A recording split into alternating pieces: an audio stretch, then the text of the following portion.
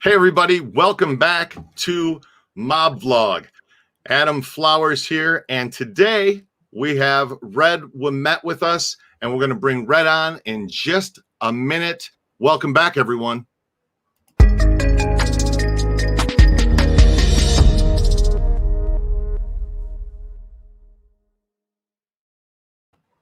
Hey Red, so how are you today? Doing good, Adam. Doing good. I just gotta start this whole thing off by saying, I don't know if you watched the news at all. I've tried not to watch the news, but I couldn't help but hear about this.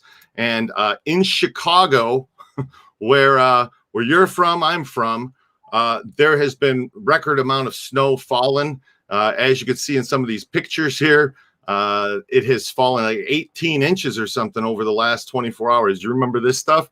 Oh, 1979, I remember. That poor dog. The dog's up to its neck, right? Yeah. So anyway, yeah, this is what it looked like. Man, I forgot what it was like to shovel a car out. I don't know my stuff at all. No, and the sidewalks and down. Look at, I mean, this is incredible what's happened. Look at that. That's 22 inches. 22 inches of snow, Red. That's what that is, okay? Well, and you never know with the drifts may be high, you know. Well, yeah, of course, it's the drifts, but I wanted to let you know something, and that is that here in Las Vegas, it has not been this. We've not had this type of thing going on. As a matter of fact, here in Las Vegas, I'm happy to report that we got almost a foot of sunshine this morning. See that? It's almost a foot right there of sunshine. Okay. And if you like this meme, you're going to love this one, because y'all thought that I was bullshitting this year. That's Punxsutawney Phil. All right. You guys thought that's what was going on. Yeah, that's what was going on. So anyhow, I'm just happy I'm not there to experience all of that snow. But I feel bad for all of the listeners and the viewers that do have to sit in all that snow, because yeah, it's anyway, let's say a couple of quick hellos. There's a few people out there. Be sure to hit the like button, guys. It gets the video out there. Mickey Griggs, American Gangster, John O, RC, True, Sonny. I could use some of something like that right now too, a little lunch. But anyway, hey guys, how you doing? We're gonna get right into this. If you have any questions that you want to ask Red, more than happy. Type them into the comment section. I'll read them off to him. And anyhow, Red, let's start out with because for those of the viewers who have not watched the video and who is Red Wemette or don't know who you are, can you just tell me a little bit quickly your background and who you are? I was a FBI mole informant. I volunteered for it. I wasn't under indictment or anything else. I did it just because I wanted to. I was tired of watching people get killed, murdered for nothing. So I did that. I was undercover for, they said in some newspaper articles say 18 years, some say 20 years. Well, I came out of it during the Frank Schweihs trial. But really that was 18 years, and I still kept going all the way to Family Secrets. Okay. And you mentioned Frank Schweihs. What was your association with Frank Schweihs? I met Frank way back in 1978 at American Bonding, or 68, excuse me. So I knew him for a long time. I met him there with actually, Kurt Hansen brought me there to American Bonding, but I met a lot. Everybody used to stop in, stop out, but he was there playing a Jewish card game. I think they call it Kalabiash with Irv Weiner, and they were playing for like $100 a hand. So it was a real fast game, like Whisk or Spades or something like that. But that's where I first met him. Milwaukee Phil was there. A lot of people were there.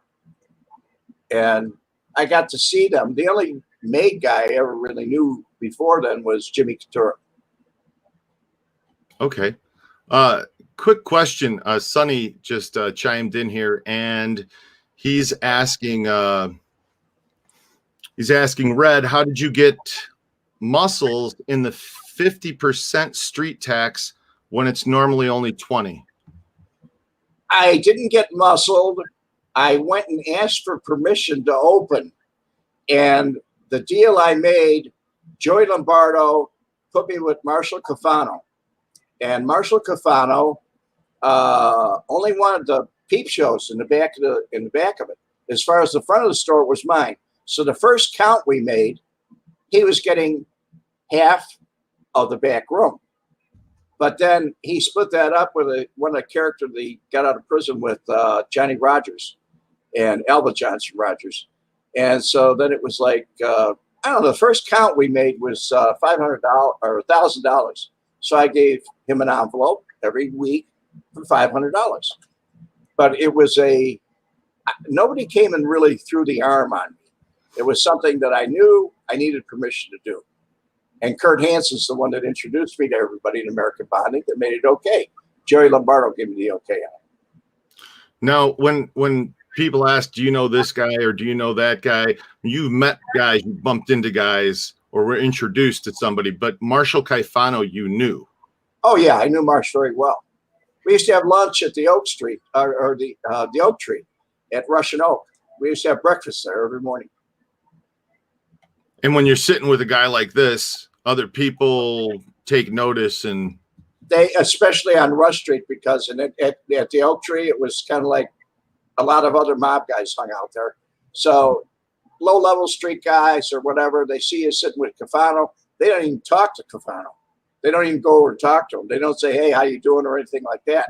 So when they see you with somebody like that, they automatically believe that you're closer than they are. And I was.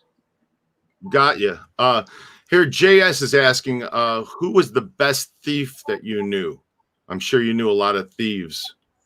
Yeah, the best guys I ever knew, the best thieves that I never knew were Joey and Larry Petit. Joey and Larry Petit. They were the best thieves I ever knew. Although I was told that Joey Lombardo and Jimmy Cozo used to work together on a lot of scores before he came up. And he was an excellent thief. But I never saw it. Mm-hmm. But I used to see the Petit brothers. They would come in and they were good. They're what they called second story men. What does that mean? I guess they went up in the high rises and ripped off the high rises. People with money on Lakeshore Drive. Mm-hmm. Interesting. Second stories. So let's see. Bob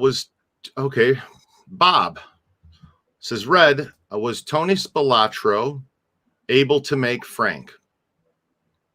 No. He was.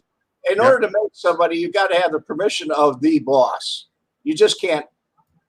A maid guy can't just turn around and tell another guy you're maid. You know, It doesn't go that way. That's like somebody making me. Impossible. Okay, so let's see here. Kate Guerrero said, and everybody knows that Lombardo was Tony's boss. Right. He was kind of. Have you seen that video of him walking through Walmart or Woolworths or something? Yeah, that was a joke. I'm surprised it's not here. Let me pull that up. I'm going to pull that up just to. The guy that took it with a Super 8 camera. Yeah. Oh, yeah. It's from forever ago. Okay. So here's another question for you. Why didn't Tony ever become boss? He didn't live long enough. Yeah. And his health. But I don't know about his health because Ferriola was in bad health and he was boss for a couple of years. And, then he died. Jackie Strome came in. Have you had any threats on your life? Laura Lay wants to know. For being an informant, No. Never death threats? No, never. had problems with a guy who claimed he was Jackie Cerrone's nephew, Albion, and he tried to intimidate me by saying, "You better get over here right now. We got a problem." And I just didn't know. Tony went with me later. He just happened to stop in. But nobody's ever really threatened my life, and especially after I left. Tom Coase wants to know. He said, Red, tell us about Willow Springs. I remember Willow Springs. I certainly do, too. I remember Doc out there. I remember actually Ralph Capone was still there in '68. Now, was Ralph Capone, was Al Capone's nephew, correct? I think he was a brother. Brother? Yeah. Al's brother was Ralph. They called him Bottles. Okay. He invented near beer. It was non-alcoholic beer. He also was famous for putting the dates on milk. He's the reason we have dates on milk now. I've heard that. Yeah, I've heard that. Well, I only asked because my aunt dated Al Capone's nephew. So, really? Yeah. My mother was telling me that. There's a lot of Capones still out there. It's not an uncommon name. Did you ever deal with any Irish mobsters? Patrick Connors wants to know. One. His name was Mike Costello. And I don't know, he was a weird guy. He had a lot to do with the IRA and things like that. But I did some handiwork for him one time. By handiwork, I mean construction. So are you Irish? No. Yes, I am. No, yes. Which one is it? Yes or no? No or yes? Yes. My last name is not Irish. You got the red hair, so it's red hair, blue eyes, and really pale skin. there you go. So how many times have you been arrested? Paul Howard wants to know. One time, UUW. I was arrested. The judge threw it out. That was in Judge Trasecca's courtroom on the 11th floor at 11th State. Okay. So I got it pulled up. I found the clip here. So here it is, and this is him in mouse all the time. He's ducking. Whereas it's near the end though that he gets kind of right here, and you can hear him too. Here. He was a clown. I don't know. Did they call him that because of that smile that he has? Because that smile is like. It was not only the smiles, it was the jokes and the gags they used to pull on people. Yeah. Like that gag I think I told you about with Mikey Switek. He borrowed his the that he had with the big chain.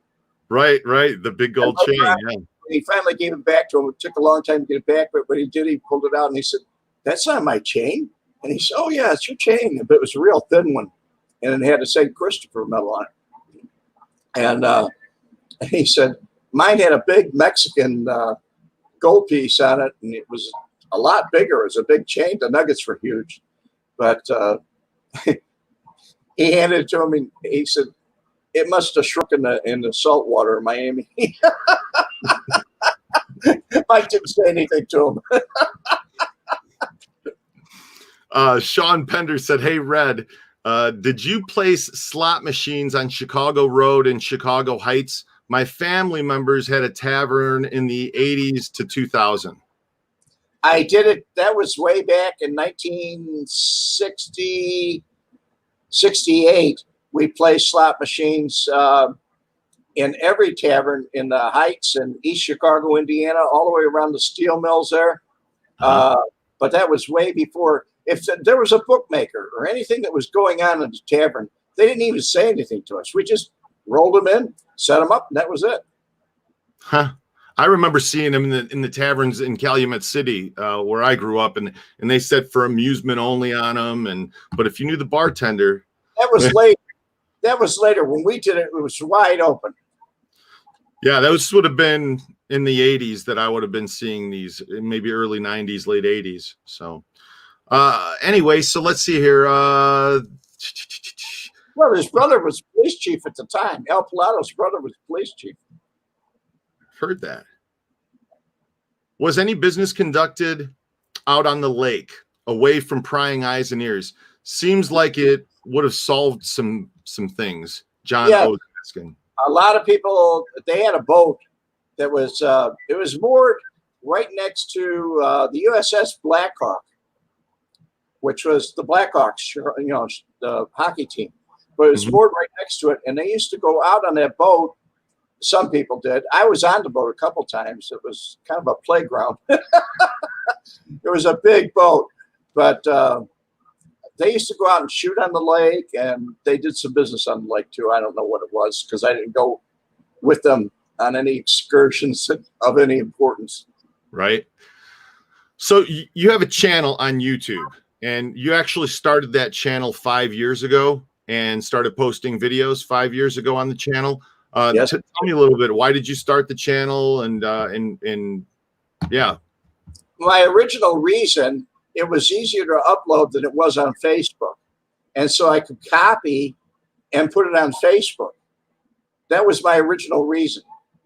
So it would stay there. Facebook could get deleted or something could happen to it. But that's why I started it originally. Okay. And your channel name is Red Wemette. So if you guys search on YouTube, Red Wemette channel, his channel will come up. You have your photo on there and all, right? Yeah. Yeah. So you guys can find his channel. You have, I don't know, probably 40 or 50 videos at least. I think so. I'm still uploading some of my older ones that never got uploaded. They're on my desktop, but there's about 60, 64, 66, something like that of them. Different stories. Some are short, some are long. Gotcha. Most are short. They're short stories. Yeah, they're quick 5 to 10 minutes, 10-minute videos, and very interesting things. You talk about Tony Spilotro, and you talk about, you tell a lot of different stories of things that took place, and of course your business that you had. Yeah. Yep. So I was very fond of Tony, and we liked each other. I mean, Tony and I were pals, I guess. Hey, by the way, everyone, be sure to hit the like button. Smash the like button for us. It puts us up in the algorithms. Lexi asked, Red, when did you meet Frank? Did you ever meet Frank? No, I never met Frank Cullotta. He was in prison most of the time. So at the times he was in prison, I would be meeting with people that he knew, and I heard his name. I knew who he was. I'd heard about different scores that somebody else had done with him, but I never really met him. No. Okay. Ludwig G said, hi, Red. Do you know something about Johnny No-Nos being a longtime informant? It seems so, but I don't know for sure. The Chicago Tribune reporter wrote about it. I forgot his name. Jeff Cohn wrote about it. And he was an FBI informant. They didn't use him on Family Secrets, and that was a dead giveaway. Okay. He should have been involved in that. That's another thing. A lot of people don't know that Schweihs was going to be indicted, not just for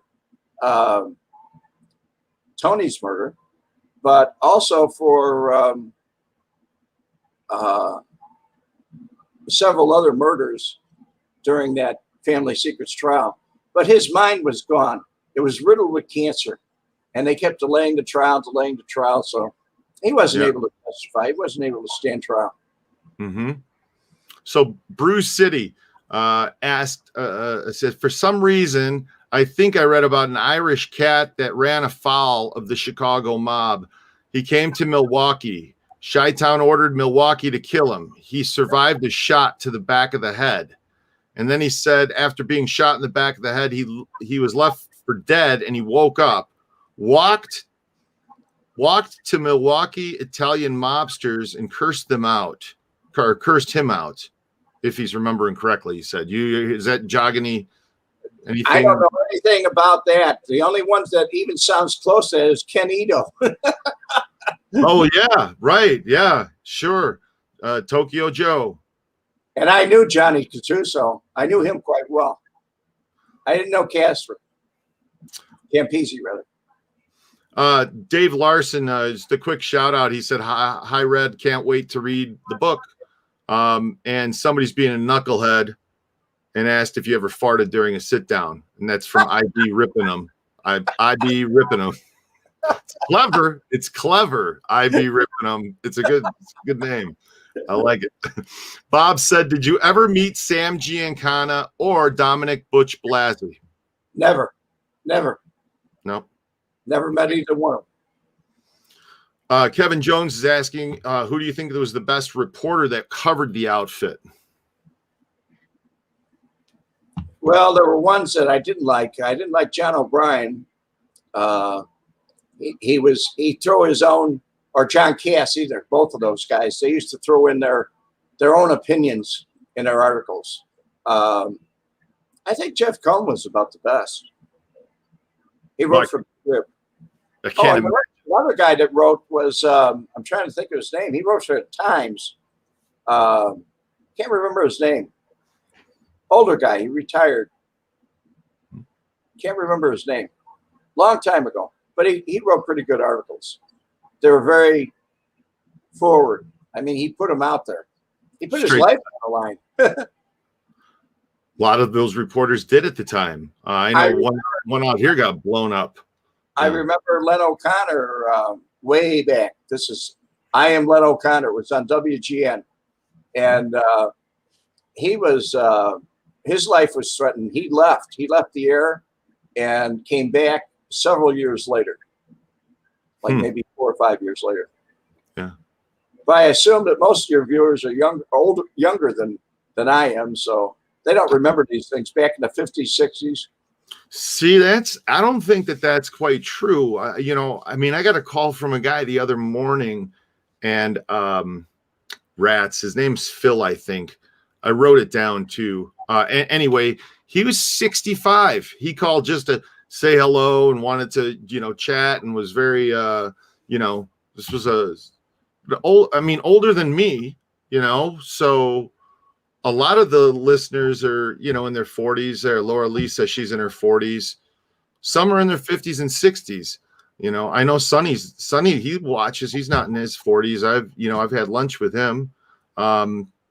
Anyway, okay, so Josh and Jesus, did you ever deal with the Ballestieri guys of Milwaukee, Red?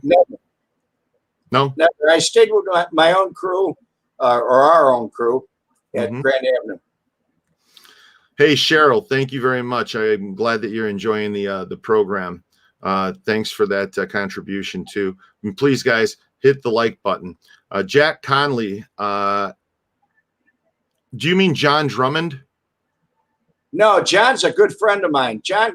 I call John all the time. I haven't been able to reach him recently. John's in bad shape. When I talked to him last, he still lives in Wemette, but he's in the big old house. His wife passed away quite a few years ago. I knew his wife quite well, too. But John's in bad shape right now. John was a great guy. I used to throw him leads. I knew him. He kept me confidential. I used to throw him leads and say, this is going to happen this time. And he'd get the mini cam, and he'd get out there and try and get it on mini cam, go live. Uh-huh. Well, here's some of the ages of the listeners. Laura Lee's in her 40s. Philip Wright's 57. Jack Conley, 70. Bruce City's in his 40s. John O's 60. Ralph Conti's 59. You guys are shouting them out. David Grimp is 54. Kate Guerrero. Kate's a girl, and she's telling us her age. She's 44 years young. She's 44 years young. Well, that's what I meant. I was I was very young when I got into this, Yeah. So most of the people I knew were like 20 years older than I was, or better. Yeah, and most of them are gone. Oh, they're dead and gone years ago. Wow. 56, 30, 30, 56, 48. Wow. I mean, all different ages that watch, that are tuning in. And, you know, it's You're great. talking about 20 some years younger than I am. So by the time they grew up to even watch the news, they probably didn't see me. Sonny's 30 in the waist and handsome in the face. That's funny. Paul Howard, if you could have a drink with any mobster that's dead or alive, who would it be, and what would be the first thing that you'd ask? Now? Yeah. They're all gone, but I'd like to have a drink with Tony. Tony and I had a lot of scotch together, and we enjoyed our times together. He loved talking to his women. And he had a lot of them. Yeah, right. I don't think a looker ever passed him by that he didn't say, "Oh." All right, you're gonna have to bring me up to speed on this one. Josh and Jesus wants to know: is it true that the outfit used to hire gaylords to handle certain things for them? First off, who are the gaylords? They're a street gang. Gotcha. And I don't know that they did. I don't have any firsthand knowledge of it. There were rumors that the drugs and other things were, they got permission from the outfit, or they did business with them backdoor, with the Latin Kings, the Gaylords, people like that. Gotcha. Yeah, there's the Gaylords. So that's a gang from the 60s, 70s, I'm guessing. Right. The looks of it, right? Yeah, well, they used to go around and write on the back of your garage door, Gaylords were here. Jeez. Spray paint. So I remember Frank saying something about the Black Panthers. Is that right? Or the Chicago Blackstones, the Blackstone Rangers, that they would use them for things, right? That I heard that they did do. That they worked together with them. And Black Panthers also. And the Black Panthers? Oh, yeah. Bob wants to know, did you like Walter Jacobson? I remember when I was a kid. I thought he was very opinionated. When he went to Fox from CBS, I wasn't shocked at all. That and Fox was new then. It was Channel 32 in Chicago. Mm-hmm. But Walter had the way of rubbing other people wrong. And I knew a lot of other people that he had rubbed wrong. And there's a lot of things that police officers did to him that were really bad, because he used to drive without a driver's license, different things. And so the cops used to tell me different pranks that they pulled on him. Did I like him? No, I didn't. No. Him and Drummond kind of went together, and then he went to Fox. And I just never really liked the guy. OAO My says, who's the boss of Chicago now? There is no boss in Chicago. I don't know. There's rumors that it's Albert Vienna, but who knows? It's just rumors. I don't think there's much of an organized crime in Chicago anymore. The street gangs took over. Yeah, it's street gangs in the government. Government took over the numbers game. They took over the gambling machines. Now they're all legal over there. They started all these payday loan places, so there's no more loan sharking. They're doing it now. It's every currency exchange turned sign your paycheck over to us, and that's it. So right. Yeah. Pam Ingram, Rudnick said, hi, Red. Hey, Pam, how you doing? I agree. The Gaylords, that is a hell of a name for a gang. Yeah, they weren't gay, I'll tell you that much. Who put the name together? I don't know. Yeah. I don't know. Tim Foster. Hey, man, you can prescribe to the channel. It's cool. If you want to join it, great too. But I'm not creating content that you have to pay for. Does Red have any? No, we don't have any thoughts on that, Laura Lee. We actually made a video about it. If you want to go back and look at it, Red and I did a whole video. Not many people saw it because the YouTube algorithm, they shadow ban the thing, so we can't talk about that on here. Anyway, Red, did you ever meet Johnny Roselli, Tony Accardo, or Paul Rica? I met Johnny Roselli in Las Vegas. Never met Paul Rica. Who's the third man? Paul Rica, Tony Accardo. No, I never met Tony Accardo. Simon City Royals have had a small presence in Milwaukee. Tiny presence, both originated from Chicago, like the GDs. Hold on one second. I gotta say hello to I can't not say hello. Hey, Lewis. Hey, Adam, how you doing? Hey, I'm doing pretty good. You've been really busy. Yeah, no, that's cool, man. Hey, we're live right now on Mob Vlog. How you doing, Lewis? Oh, that's good. I'm sitting here with Red. What's up? Red who? Red Wemette. Oh, hey, what's up? Not too much. Warm weather. How's everything going? Great. It's raining today, but it's still about 70 degrees out. Oh, that's good. A little humidity, huh? I've asked how you were doing. As a matter of fact, I told Adam, he was telling me about his soggy cigar when he was talking. I said, get a humidor. I had a cigar the other night. And I put a piece of paper towel in the bag with a little water, and it made it too moist.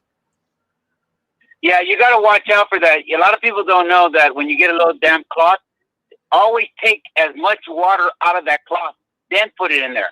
Because it feels dry, but it's going to moisten the cigar perfectly. If you put too much water thinking that it needs more, you're going to screw yourself. Okay. All right. What are those little boxes, humidor box? What is that substance, that little white thing that you take an eyedropper and throw water on it, and it soaks it up?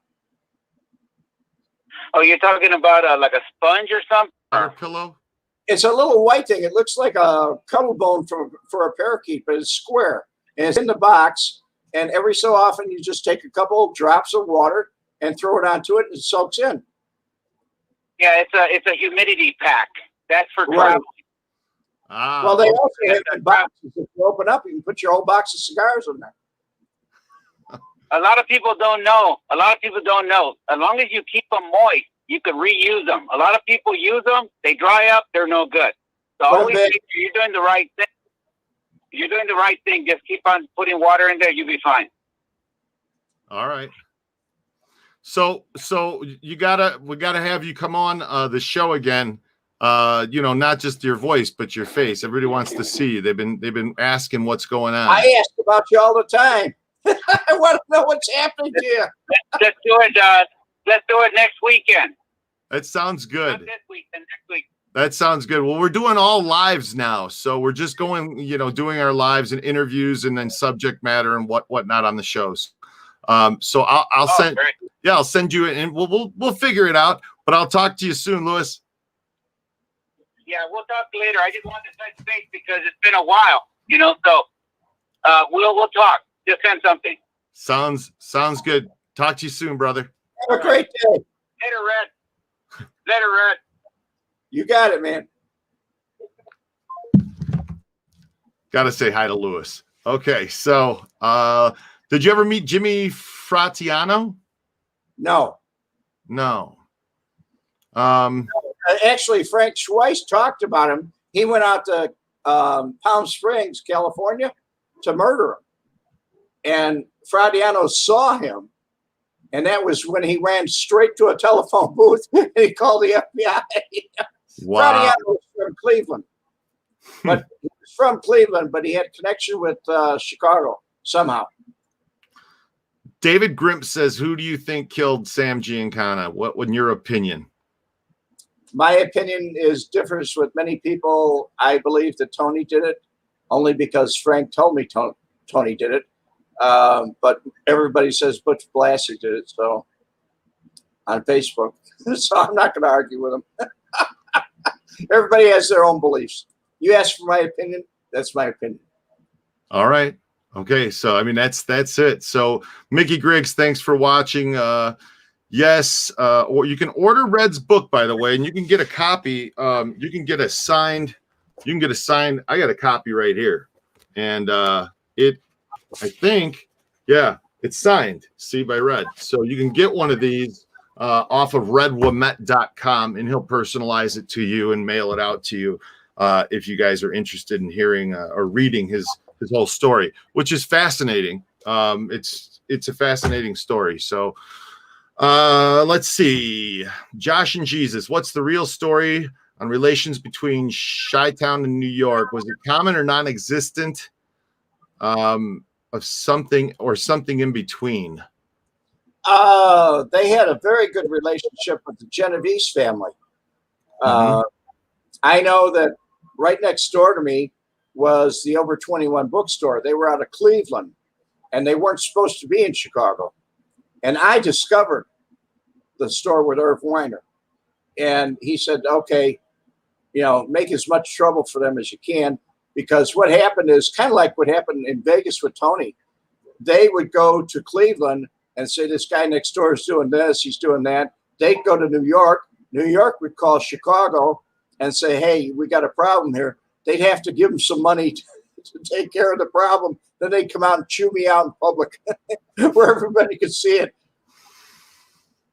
So there was a relationship with New York. I remember you telling me about that, the two guys, and they wanted you to continue the what was it that was going on? Because they wanted you to continue doing whatever it was. I had they had air conditioners that overhung on my property, window air case, not window, but casement air conditioners. And I used to go along with a hatchet and I'd break the coils because they used to drip water on my driveway all the time, on my walkway where people come back to the store. There were puddles. So when I do that, they had no air conditioning. It was the summertime. They had to shut down. I did a lot of other things too. They had a sign that was had lights on it that it's like a car dealer sign where the lights would roll and on and off, on and off. And I just go along with a rake and go all the way along, knock all the bulbs out. It'd take them forever to put them all back in. So those guys, they wanted you to continue though to have them come out there because they got paid, right? Yeah, the one guy came to me on the side after at first I was a little shook up because I didn't know these guys, whoever they were, I didn't know. But I talked to Joey about it and he said, forget about it. Don't worry about it. And then the next time the guys came out to do it, the one guy came over to me and he said, keep doing it, Red. Keep doing it. There's 500. Every time you do it, there's 500 in it for you. So they must have been paying big bucks.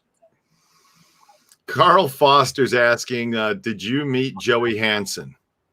No, I was told that if I ever had any problems to call Joey if I was out west.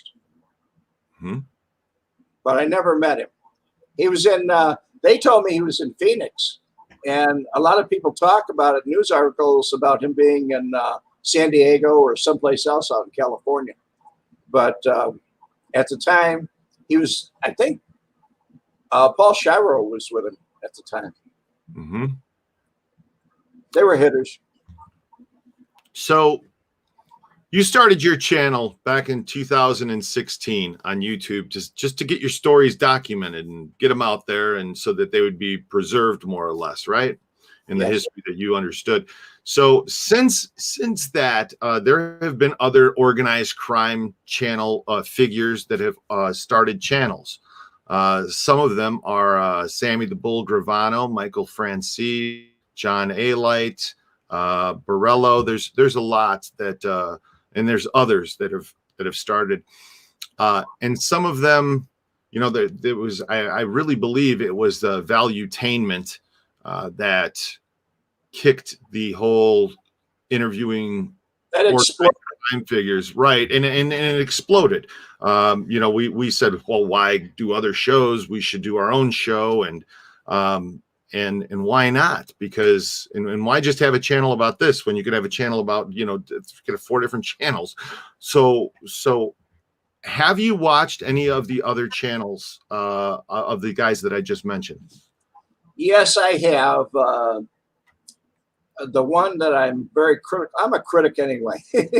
People are critical of me, I'm critical of other people. But I don't remember the guy's name. I can't think of the guy's name. But he was his father, I think it's Franzese, where he went to prison. Yes. He was with the Gambinos. Yes. I've watched him, and some of his stories are interesting, especially on the JFK assassination, things like that. Things he won't say or will say. There's another guy that played in movies. He played in, I believe he played in Casino. Sharipa? Steve Sharipa? That's on the Sopranos podcast. Is that who you're? No. He sits around and he's a little bit older than I am. And he talks about different things, and he's not too accurate on some of the things he says. So, I don't know. Oh, are you talking about Gianni Russo? Yes. Oh, yes. Gianni Russo. Okay. Yes. Well, yeah. If you haven't listened to his stories, you should go listen to his stories, because it's entertainment. It's all hell. It's entertainment. I think to myself, how does he make that up so fast? Out of all of these guys, though, here's the question. Who would you believe more in what they talk about? Who would you believe the most out of these guys, out of Sammy the Bull, Franzese, Borello, and Alite? Actually, Franzese. Okay. All right. So his father did time, you know. He compared himself to Calabrese a couple times because he didn't really rat on his father, but he testified for the government many times, I guess. Right. What are your thoughts on Frank Calabrese Sr. and Jr.? You know, I never knew them when I was in Chicago.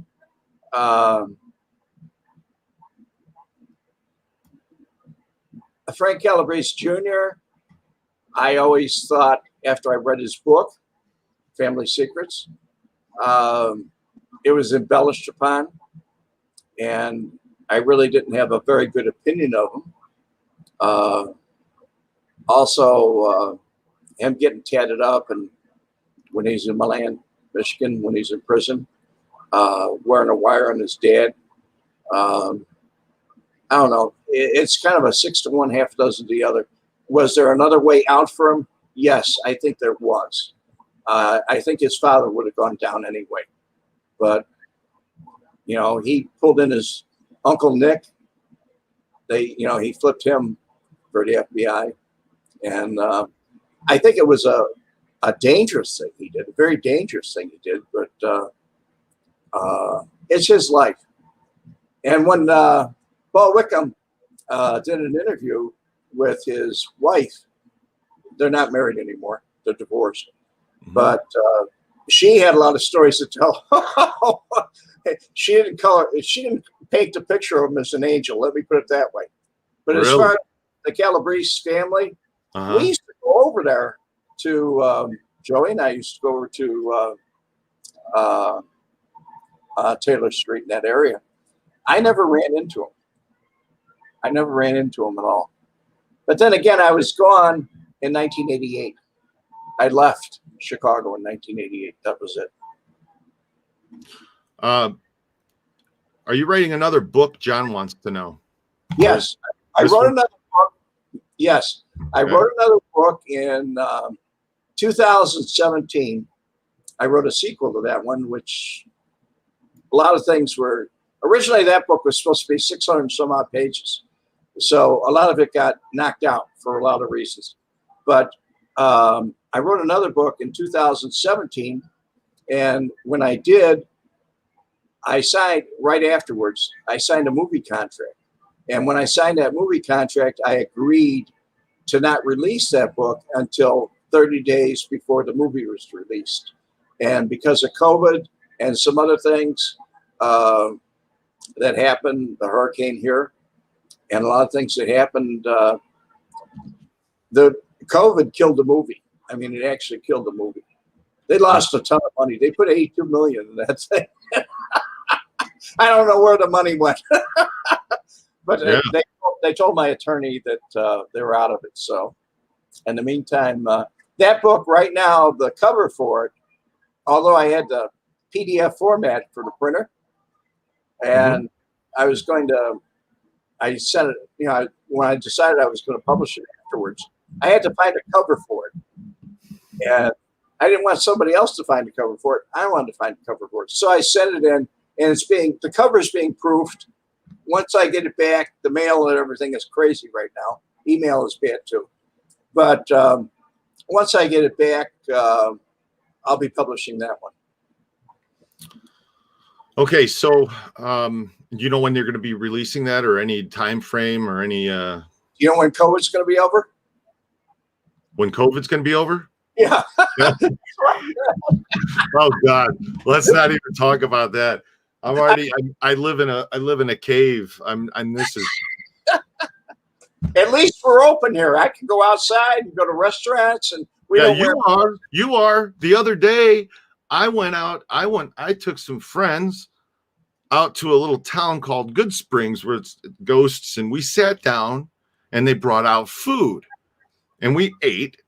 And afterward, I looked at them with and I'm looking at, and I look at the table and I'm thinking to myself, like, am I supposed to just leave this stuff here?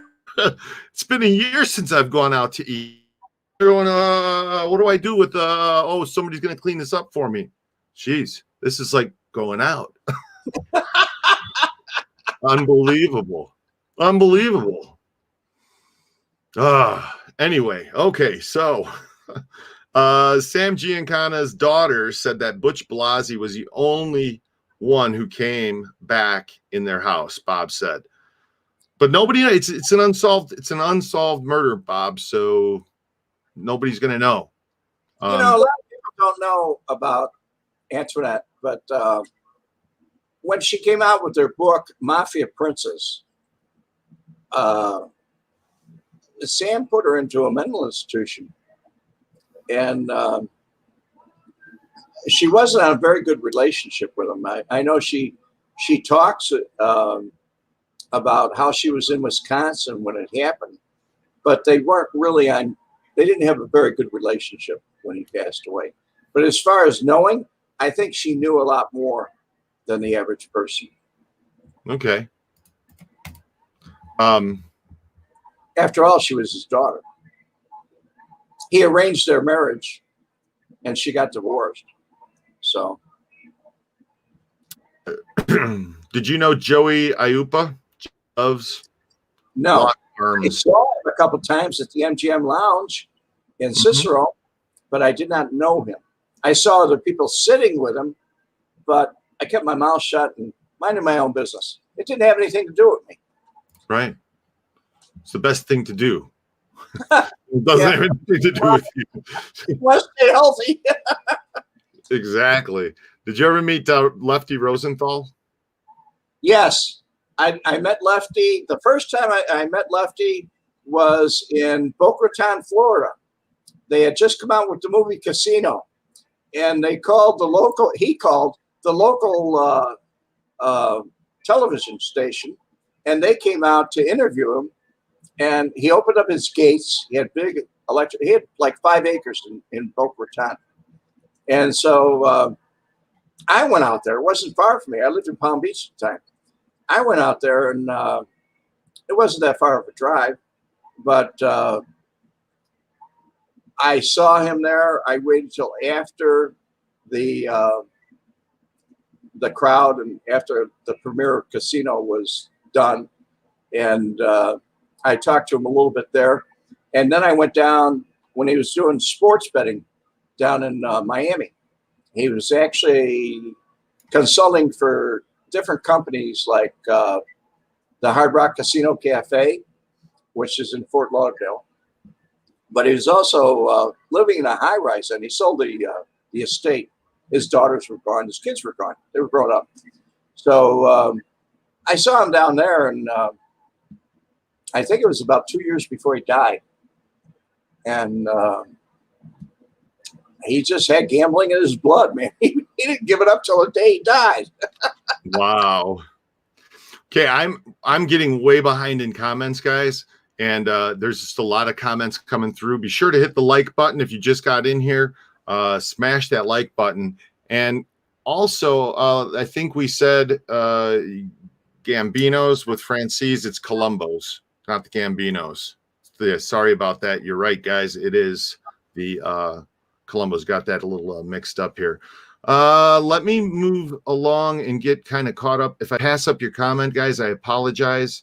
I am trying to kind of stay on top. There's just a lot of comments coming through.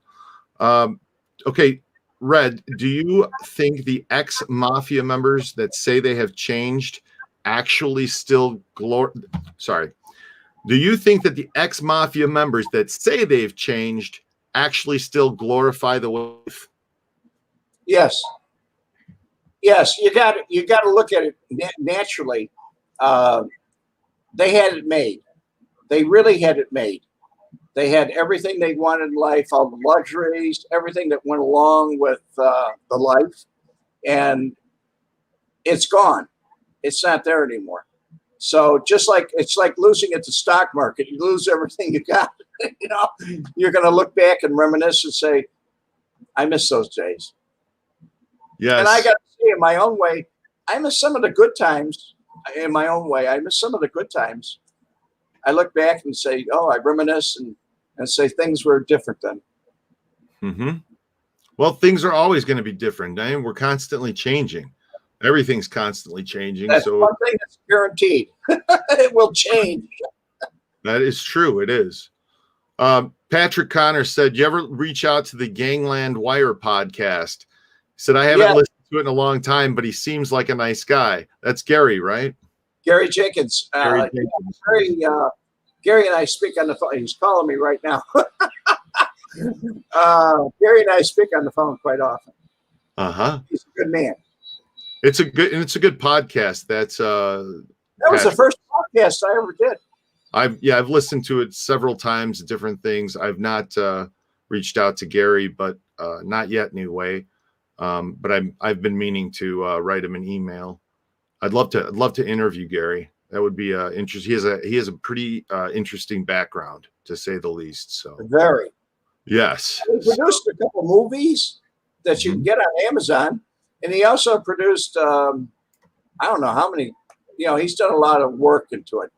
When he retired from intelligence in Kansas City, he was in on Family Secrets, or not Family Secrets, the casino. What do you call that case? What's the case out in Vegas? The Skim. Oh, the Skim, yeah. He was involved in all that. Mm-hmm. So he's a wealth of knowledge. Yes, yes. Gangland hit in Chicago today. It was determined. It was oh my God. Sonny Zarro. Sonny, you set me up. Now I have to read it. Gangland hit in Chicago today. It was determined it was the Polish Mafia. They found two guys in an alley, and there were heads tied together, shot in the hands.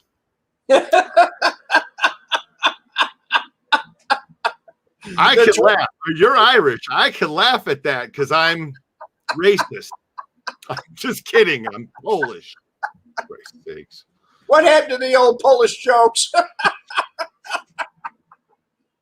Can't make fun of anything anymore, you know? It's just not right to laugh at things. Can't laugh at anyone. Anyway, what do you smoke, Red? Patrick Connors wants to know.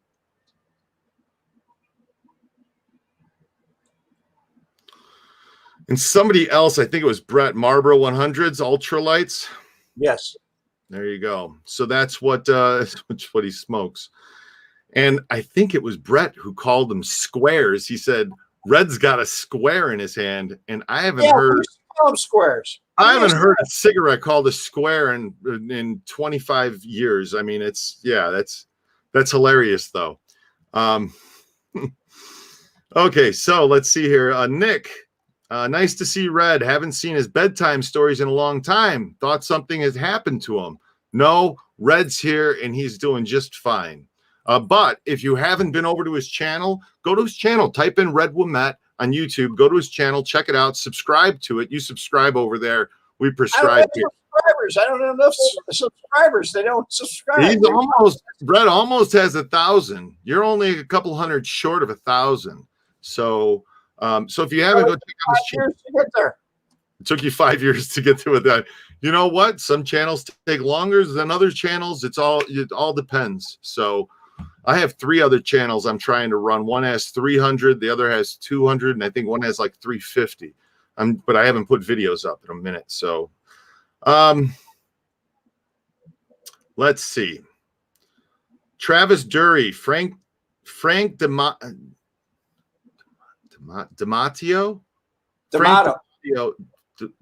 I think he's misspelled it. Yeah, D'Amato. He's my favorite because he's the only one of the guys who says he misses and would go back to 1965 in a second. Yes, he did. Yeah. Gianni Russo lost his manhood to Marilyn Monroe when he was like 9 years old. It's a true story. It's a true story. But he lost his virginity. Maybe. Who knows? Right. Okay. What's your favorite mob movie? Everybody wants to know what's the favorite mob movie that, seeing how you associated with some of these guys, what? I didn't like Casino as much because it was I don't know. It's the way they portrayed Tony, but I liked The Bronx Tale. I really liked The Bronx Tale. I thought it was really there. But I'm not a fan of De Niro's at all. Yeah. He's got a new movie coming out. Some new movies coming out. So The Irishman was a flop as far as I'm concerned. It was. It did not do well at all. Have you seen the new Equalizer? Queen Latifah. Queen Latifah plays the Equalizer. Yeah. Gotta watch it, huh? Yeah. Yeah. I mean, because she's the Equalizer, and when I picture the Equalizer in my mind, I pictured Queen Latifah. You know, I saw the preview of it. But that's all. Did you? Yeah. Okay. That's on my bucket list anyway. There you go. George, Bronx Tale is great. It is. It's a great movie. I like that movie. That's one of my. I identify with Collagino. Oh yeah, with Steve. I identify with yeah. Yeah. Uh-huh. De Niro hasn't made a good movie in almost 30 years, JS said. It's about, yeah. Yeah. Well, hopefully mine will get off the ground sooner or later. We have to write a new script because the script that we wrote, everything is true. It's not, made up stuff. But everything is true, but the script belonged to them. So they don't own the script. So I need to get together with somebody else and write another script. Okay. But that's going to be a true movie. Everything about it's true. That's a good, that's the way things should be done in truth. I think truth is stranger than fiction. You can something up. Yeah, it's the stuff that you can't make up. That's the stuff that's fascinating. Love it. Anyway, everybody's telling you to stop saying cut back. It's not good for you. My doctor told me that too. I actually quit for like a month. Yeah. Recently. I've been quit for a few years now. It's the second time that I quit, or third time, I think it was. I quit for almost a decade, and then I started again, and then I quit again. Whatever. I quit for 20 years. 20 years I quit. And then started up. Yeah. Yeah. Does she bake in the movie? Yeah, I don't know. That's what I mean, Philip. I have no idea.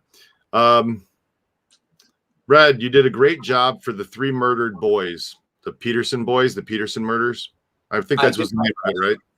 I did my best. I caught a lot of flack on that because a lot of people said, "Why'd you wait 20 some years or whatever, to do it?" Even Mike Parker from CBS News asked me the same thing on live. It was a loaded question.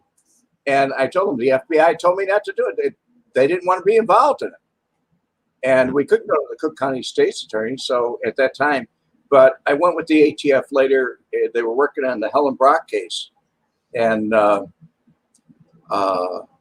was talking to Jimmy Delorto, and we went down a list, and he asked about Ken Hansen. And he said, what's it? It was all the horse mafia, Silas Jane, all that baloney. And so I told him, he said he murdered these 3 little boys, and that jump-started the investigation. All of a sudden, I had agents all over my house. Wow. So we were lucky it went the way it did. There was only one person, they wanted to corroborate everything that I said, and there was only one person that could do that. That was Roger Spry. And they finally got him. They put out a warrant for his, a bench warrant for his arrest. And he got arrested, that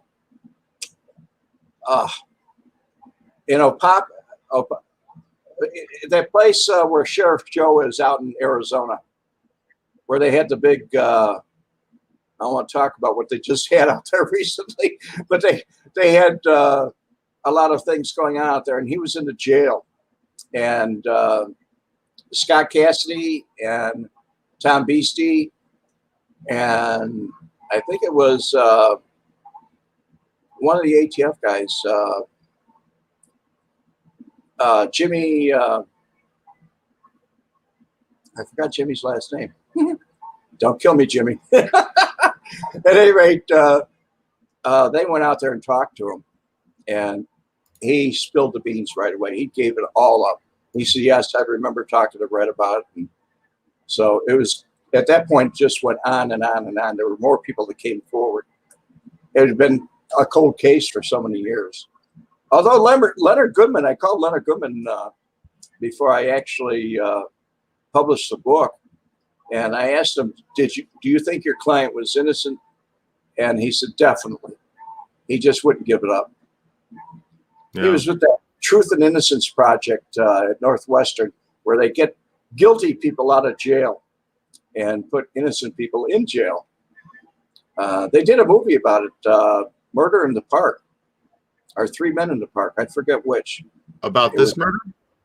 No, one like it that this project, this Truth and Innocence Project at Northwestern, is where they get law students, law clerks, or people that are trying to become attorneys.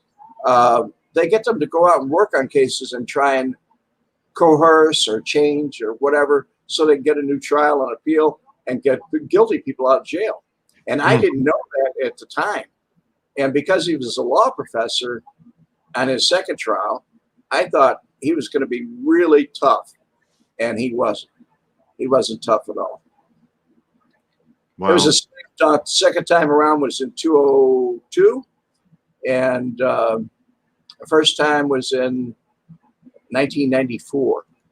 So actually, it went to trial in 1995, but both times the jury was only out like maybe 45 minutes. I was glad it was done too. It was justice. Yeah. Did you ever go to prison?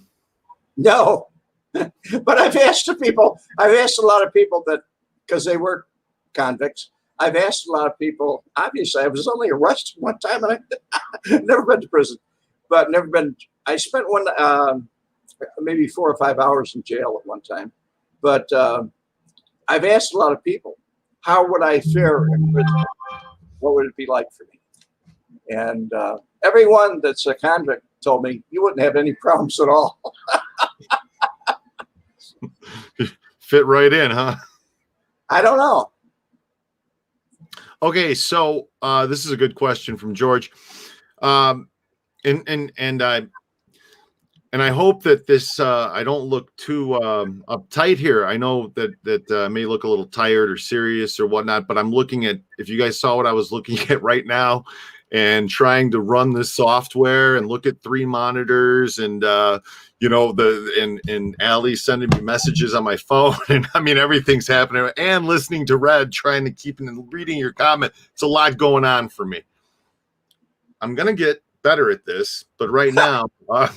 This is the big experiment. It's news. So, but I'm not sweating. Usually when I'm getting really nervous or something, I sweat. I physically sweat. Water. Yeah, no, I'm having a little coffee here, but anyhow, you're going to play in the, well, wait, let me ask this one first. Why do you think there's such an attraction to the mafia idea? And what are your personal attractions? My attraction towards it? Mm-hmm.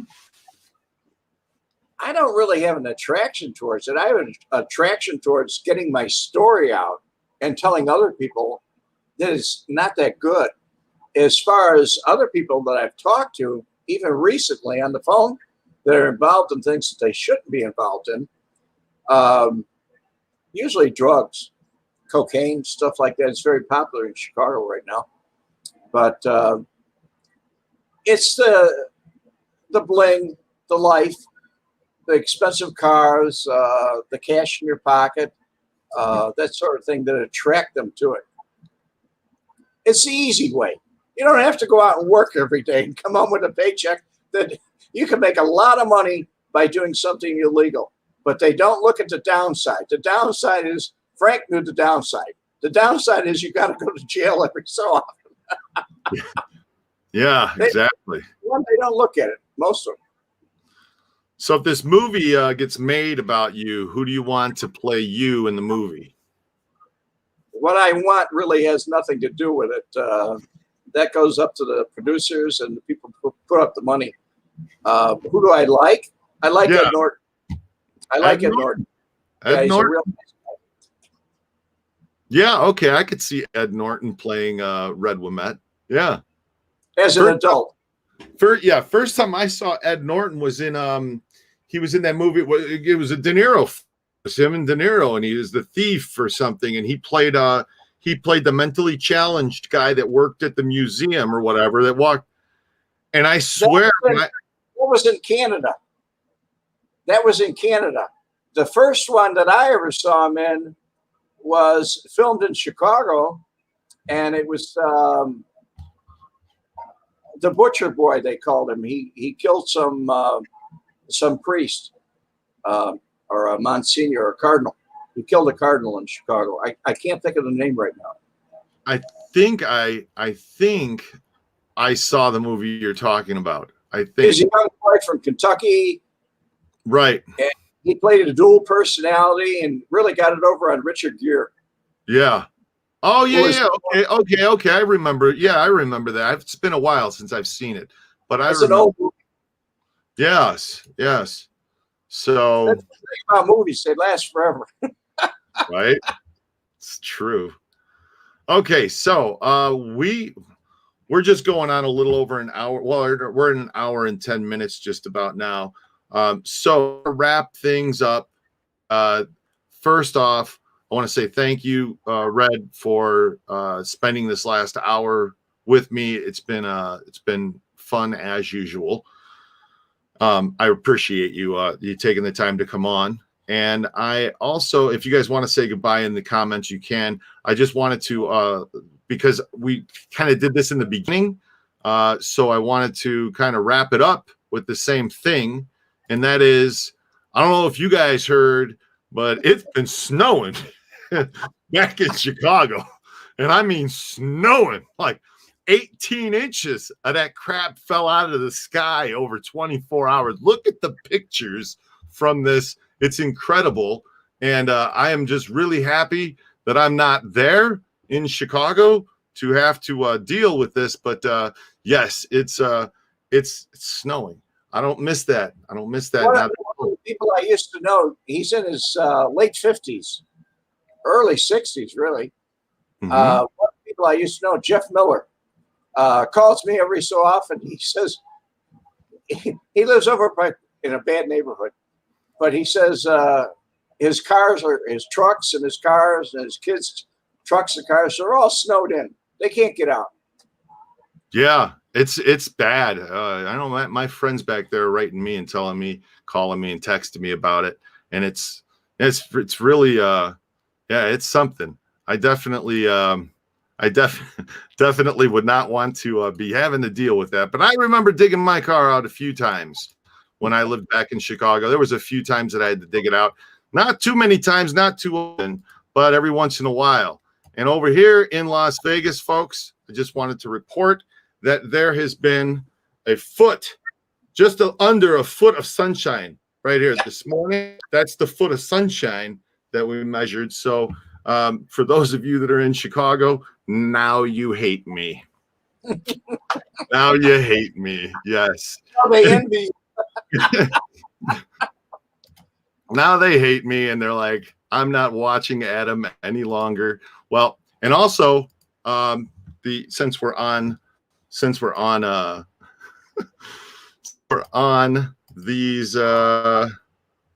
memes, I could show you guys this one here. We all made choices, Adam. You chose to leave Chicago for reasons. I chose for reasons of the weather. Punks and Tony Phil, y'all thought I was bullshitting this year. Yeah, it's winter in Chicago, guys, and it's going to be winter in Chicago for a minute. I do hope that snow melts for you folks, though. Anyway, once again, Red, thank you very much for spending this time this afternoon with me. Everybody, if you haven't yet, hit the like button. Go to Red Wemette's channel and go subscribe. I want to see Red Wemette get 1,000 subscribers over the next couple of days, and you guys can do that. And go listen to his stories. They're interesting. Go listen to them. Some people think that Red's full of it, and other people they enjoy it. Red claims he's not full of it, so to each their own, right, Red? Documented. Most of it's documented. There you go. Most of it is, and that's cool. So thanks again, Red. Appreciate it. And you want to do this again sometime? Sure, Adam. Hey, awesome. Thanks so much. You have a great day, Red. God bless you. Hey, God bless you too. I appreciate that, Red. And you have a great rest of your day.